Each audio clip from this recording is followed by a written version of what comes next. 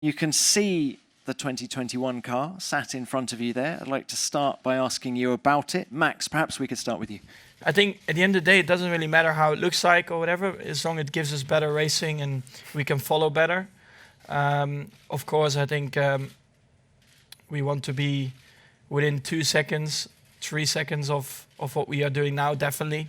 Because if it's going to be more than 4 or 5, I think it's not what we want, because then I think it just feels a bit too slow. But I think this is just the start of it, and I'm sure that teams will come up with a little bit of a different look as well. So let's just find out over time how it's going to work out. Knowing that the best you can achieve is 7th is always a bit disappointing sometimes when you need to be satisfied with this kind of result, because of course as a racer you want to fight for the top position, and when you finish 7th and that's kind of the first place you can target, you don't get any trophy, you don't get any champagne, it doesn't really taste the same. So hopefully this can be like improved for 2021. I don't have the answer at the moment. Of course, I think we have all a common target with F1, and that's what all the driver wants. So yeah, hopefully it's gonna be achieved by 2021. The 2021 regulations are not going to mean we're going to be winning races or we're going to be on the podium all the time. It's a much better chance for us to achieve those things, and as drivers to achieve those things and experience a podium at one time. But it's going to just even up the field, I hope. Make racing better, make it more enjoyable to watch, more enjoyable to race as us drivers. Because that is something we miss. A lot of the drivers who are in Formula 1 have done very well in the junior categories since karting, F4, F3, F2, whatever. So we've always loved it, and it's part of the feeling we enjoy so much as a team is getting on the podium and knowing we've been able to beat sometimes the rest of the field, and we've done a better job because of it. So it's something I do miss, but it's not just me, it's the whole team as well. So something I look forward to and hope we can take advantage of. I really do hope that we can see some changes in 21.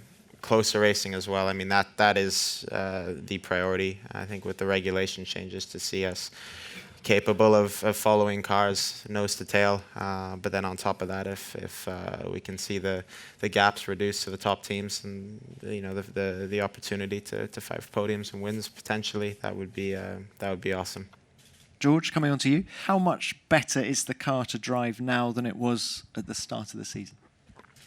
I think the upgrades we brought to the car recently has more been looking into 2020. We knew that it's not going to necessarily unlock a lot of performance on the car as it is now, but it's definitely looking promising going into next year.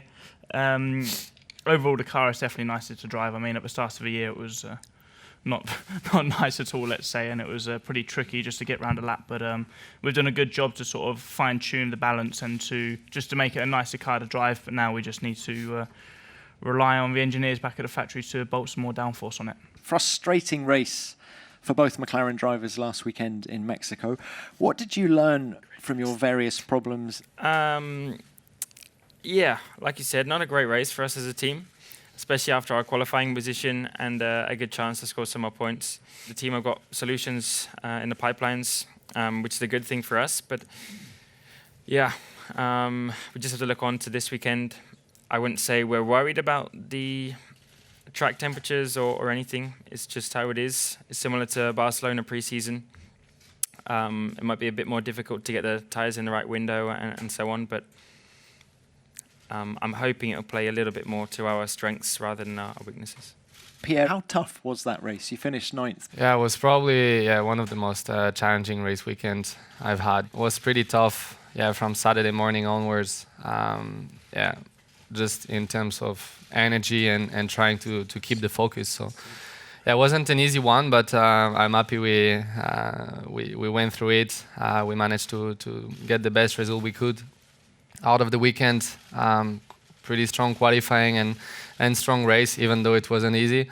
But yeah, it was definitely a challenging one. Now, it was a competitive showing by both Racing Points in Mexico. Was that track specific, or are you really starting to add performance to the car?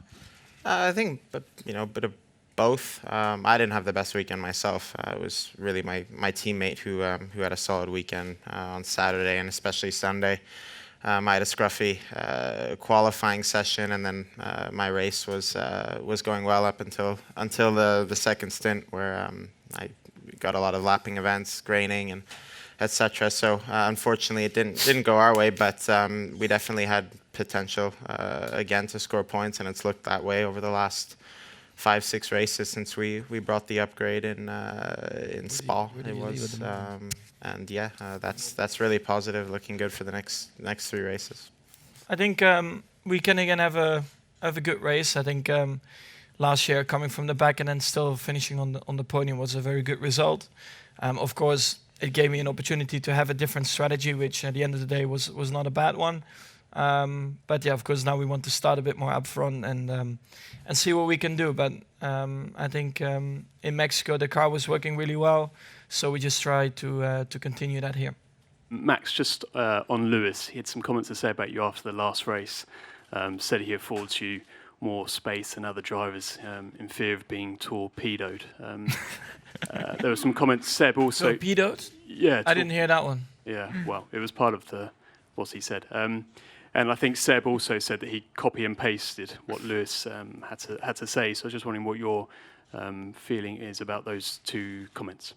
Well, looking at turn 1 and 2 in Mexico, I don't think that happened. So I think from my side, yeah, it was a bit of a silly comment to make, because I think I'm always a hard racer, but fair.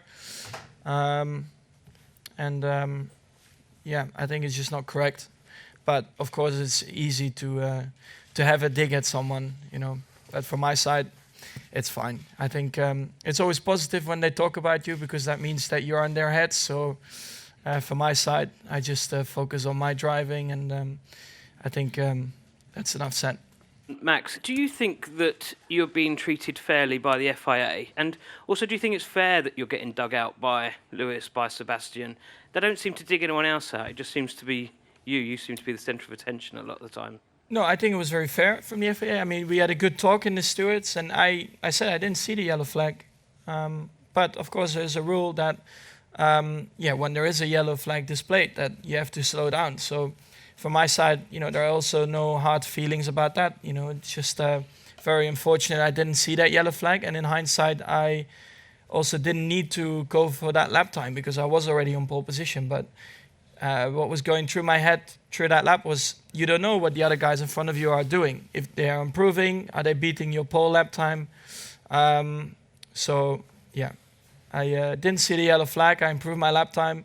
In hindsight, I didn't need to do it. From my side, it only shows that I'm in their heads. And I guess that's a good thing. But from my side, I don't need to dig into other people in a press conference, because first of all, I think it's a bit disrespectful as well. And I prefer to fight on track, which I love to do. And of course, I like to fight hard, but on the edge. Otherwise, you know, if they want me to stay behind, you know, it's also better to stay at home. You know, I really want to take the fight to them, because that's what we are here for. You know, we are racers. We are in Formula One. I think we are the best out there. And we do fight for victories, because that's what I live for.